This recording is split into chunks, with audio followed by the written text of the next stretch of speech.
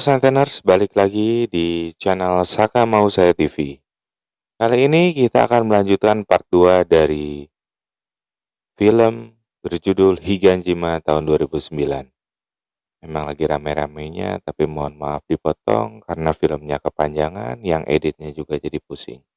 Nah, adegan berlanjut ke penggerebekan tempat persembunyian Asushi dan teman-teman. Di sini mereka digerebek langsung oleh para vampire dan kedatangan langsung bosnya Miyabi beserta nenek-nenek. Nah, di sini temannya yang tadi sudah menjadi vampire berusaha untuk menggigit Akira dan teman-teman.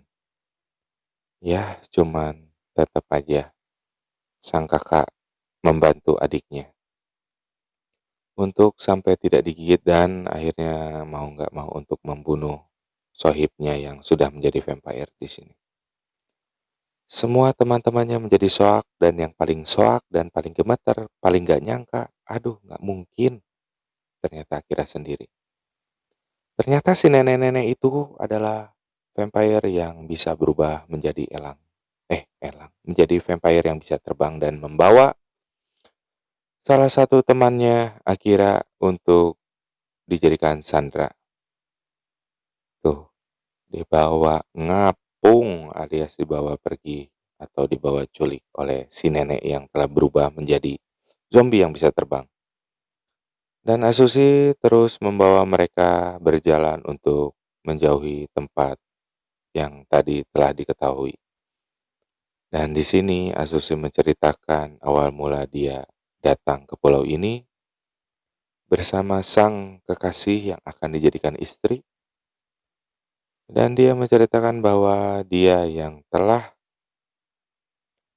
membuka atau telah membebaskan segel bos vampir di sini, yaitu bos Miyabi yang ada di sebuah apa itu ya? Sebuah penjara atau apa ya yang memang bisa. Nah, tuh kan.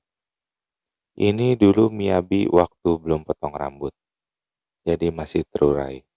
Dan akhirnya sang kekasih pun digigit oleh ketua vampire yaitu Miyabi.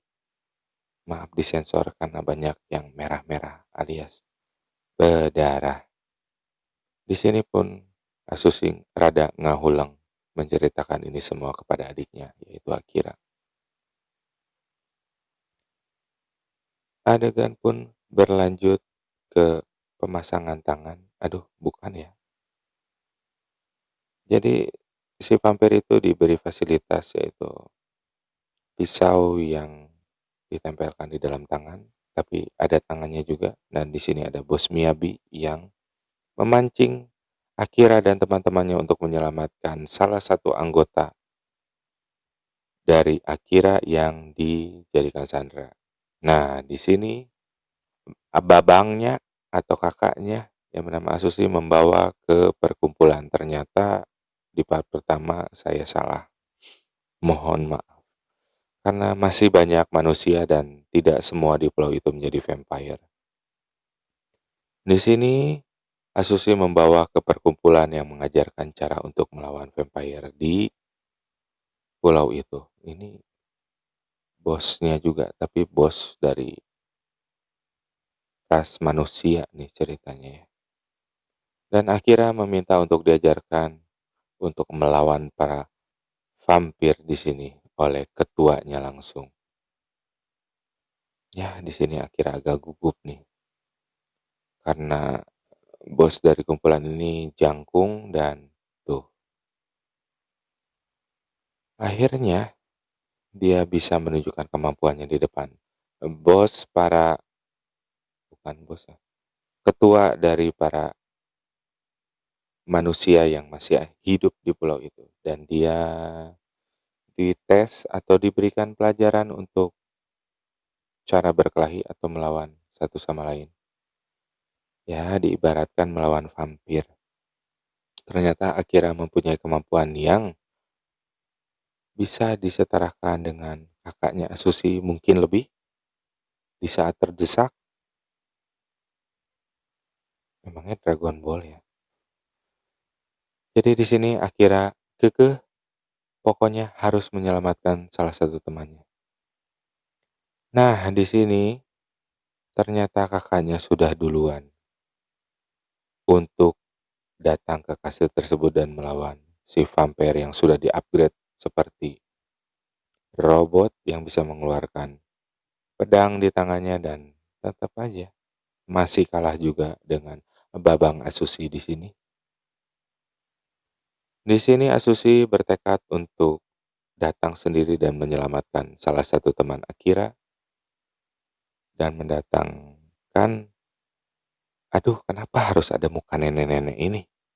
Dan ternyata benar, nenek-nenek ini adalah vampir yang bisa terbang tadi dan membawa Akira untuk dilewatkan. Tapi Akira memang lebih cerdik sih daripada nenek-nenek tadi. Dan Akira akhirnya bisa membunuh atau mengkill nenek-nenek itu. Nah, di sini Rei pun ternyata tidak suka dengan bos Miyabi. Ingat, Miyabinya bukan Miyabi yang aneh-aneh ya. Ini Miyabinya Miyabi cowok. Dan akhirnya Babang Asusi dan Rei mencoba untuk masuk ke dalam dan akan mengakhiri semuanya dengan cara menyelamatkan teman Akira dan membunuh bos vampire di sini, yaitu Babang Miyabi. Di sini Akira dan teman-teman belum nongol alias belum datang atau belum ke shoot di sini. Dan ternyata bos Miyabi mempunyai peliharaan yang lebih galak daripada dogi-dogi atau keti-keti. Di sini Akira pun sudah babak belur ya karena banyak melawan vampire di luar, dan piaraan Miyabi mencoba untuk memakan teman Akira, dan akhirnya ya tokoh utama yang kedua datang yaitu Akira dan rombongan dari manusia yang masih manusia di pulau yang telah dijajah oleh Babang atau bos Miyabi di sini, mencoba untuk melawan peliharaan bos Miyabi. Keputihan sih kalau kata saya mukanya itu untuk vampir. Di sini dipancing Asusi untuk melawan bos Miyabi. Ternyata bos Miyabi lebih jago main pedangnya. Nah, di sini yang lain mencoba menaruh atau mencoba menyetel untuk meruntuhkan kastil. Dan akhirnya piaraan bos Miyabi waduh, bisa diatasi oleh bos dari perwakilan manusia yang masih ada di pulau itu dan dicolok oleh Babang Akira. Dan pasti harusnya sudah ngegolepak alias sudah lewat karena sudah digejrot oleh bos dari perwakilan manusia di pulau ini dan ditusuk oleh tokoh utama kita kedua.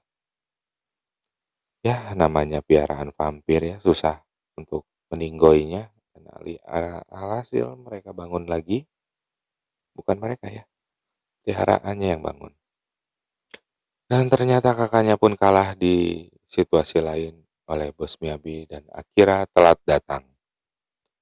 Akhirnya sang kakak pun tertusuk dan Miyabi akhirnya bisa terluka oleh tokoh utama kita yang kedua yaitu Akira.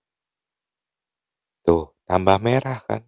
Aduh, ngeri saya lihat mukanya. Dan akhirnya bos Miyabi pun mencoba untuk melawan Akira dan Asusi. Di sini Akira dan Asusi memang sudah terlihat babak belur karena memang vampire lebih strong di sini. Nah, di sini di sisi lain teman-temannya berusaha keluar dari kastil karena peledak yang tadi ditaruh akan meledak dan membumi hanguskan kastil beserta peliharaan Babang Miyabi di sini. Saya juga ngeri sih ngeliat ketuanya ini jangkung banget pakai topeng. Saya ngiranya awalnya itu vampire, ternyata bukan. Nah, dan akhirnya di sini Akira pun masih hidup. Mungkin ledakannya belum terlalu itu ya, belum terlalu bergoyang bergetar, dan Miyabi berhasil menggigit kakaknya di sini. Dan kakaknya Asushi pun menyuruh Akira untuk membunuh abangnya sendiri dan Miyabi di sini. Dan akhirnya terjadi perkelahian dan ya 2 lawan 1 pasti menang, dan akhirnya kepala bos vampir di sini terpisah oleh badannya sendiri. Karena kekompakan 2 lawan 1 pasti menang. Itu udah hukum alam dan perkiraan saya sendiri. Dan di sini memang kastilnya sudah mau rogrog atau runtuh di sini. Tetapi di sini Akira tidak mau meninggalkan kakaknya. Tapi ya karena disuruh kakaknya, akhirnya dia meninggalkan kastil itu. Dan dia pun menyelesaikan tugasnya di sana tanpa membawa kakaknya pulang. Dan film pun berakhir sampai di sini dengan keadaan temannya yang berkurang satu. Oke, review film berjudul Higanjima 2009 sampai di sini. Tidak ada part 3 alias mentok di part 2 karena yang editnya juga sudah kecapean dan filmnya juga memang sudah sampai di sana. Kalau ada kekurangan mohon dimaaf. Jangan lupa subscribe, like, dan komen. Hatur nuhun.